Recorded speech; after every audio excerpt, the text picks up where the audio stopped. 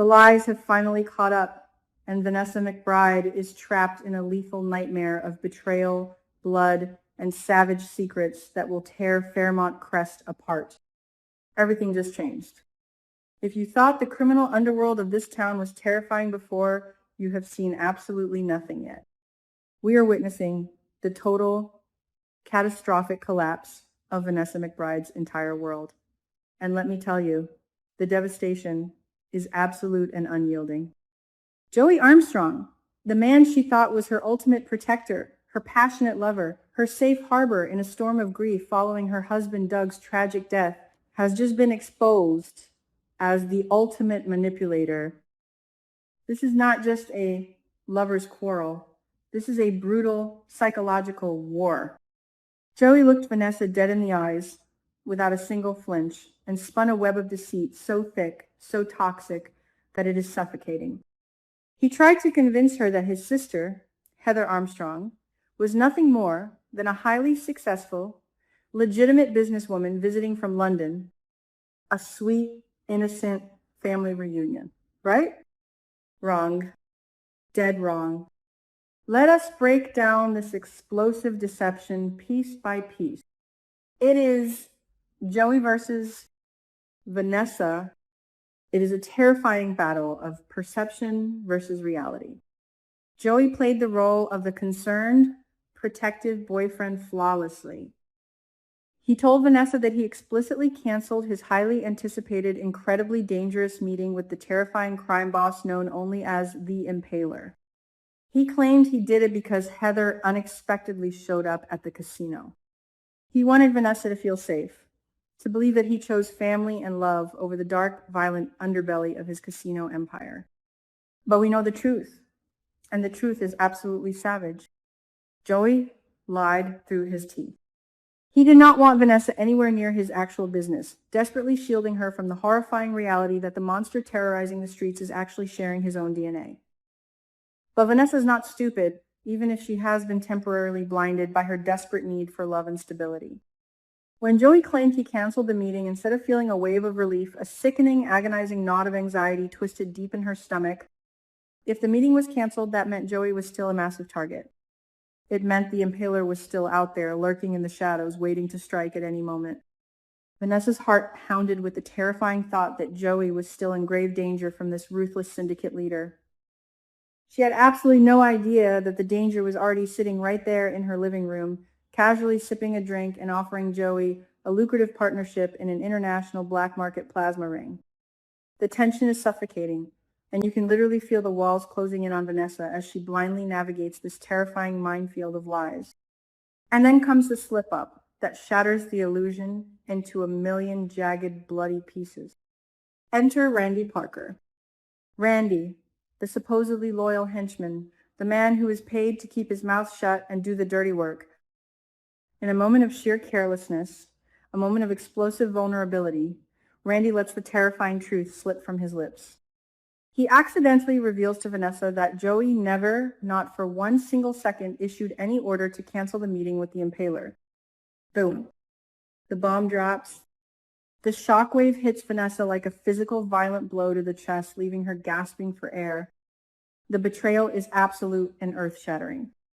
Vanessa is left standing there, completely paralyzed by the shocking, horrific realization that Joey lied directly to her face. It is a savage betrayal of her trust, a knife twisted deep into her back. If he lied about canceling the meeting, what else is he lying about? Why did Heather really show up at the exact moment the Impaler was supposed to arrive?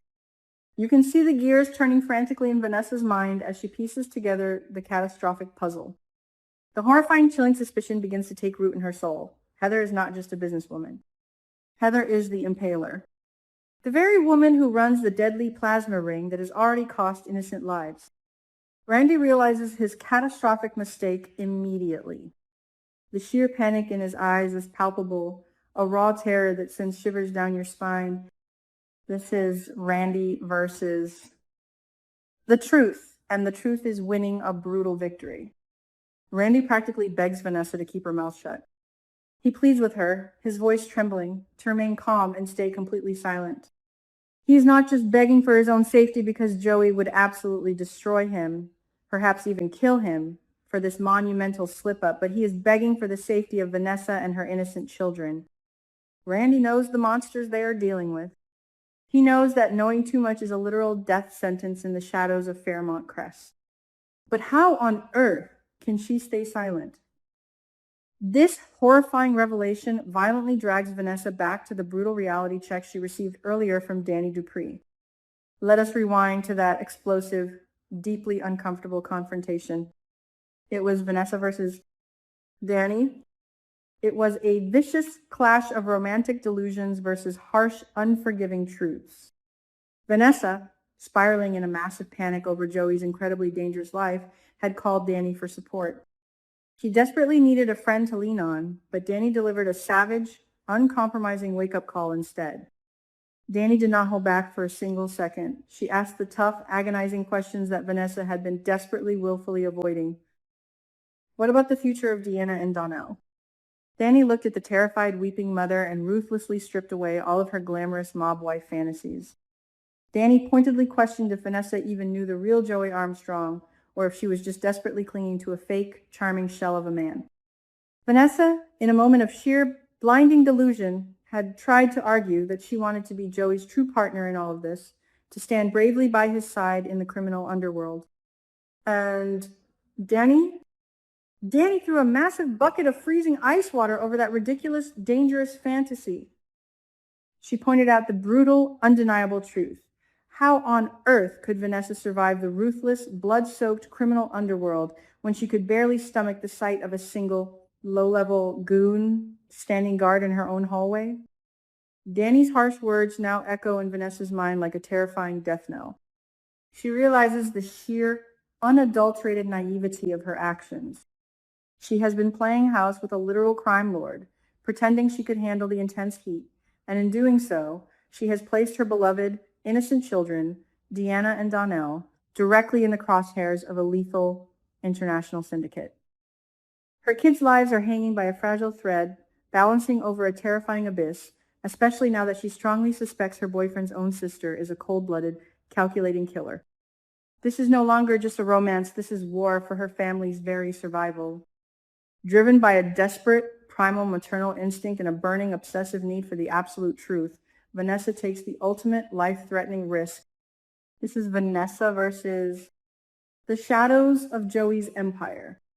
She waits until she is completely alone, her heart hammering against her ribs like a trapped bird desperately trying to escape.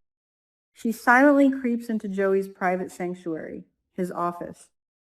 Every drawer she opens, every paper she moves, feels like a step closer to her own impending doom. The tension is absolutely agonizing.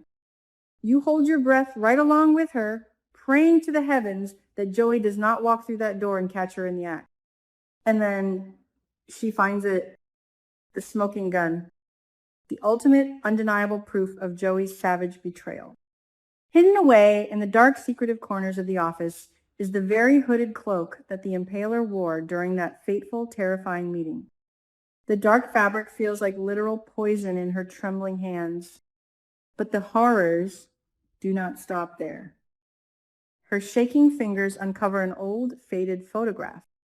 It is a picture of Joey and Heather, but it is not just a sweet family keepsake. Scrawled directly on the photo are strange, cryptic symbols, the exact, terrifying symbols linked to the international black market plasma ring that has been leaving a trail of bodies, including the heroic Derek Baldwin, in its wake. The truth hits Vanessa with the devastating force of a runaway freight train. She can barely breathe.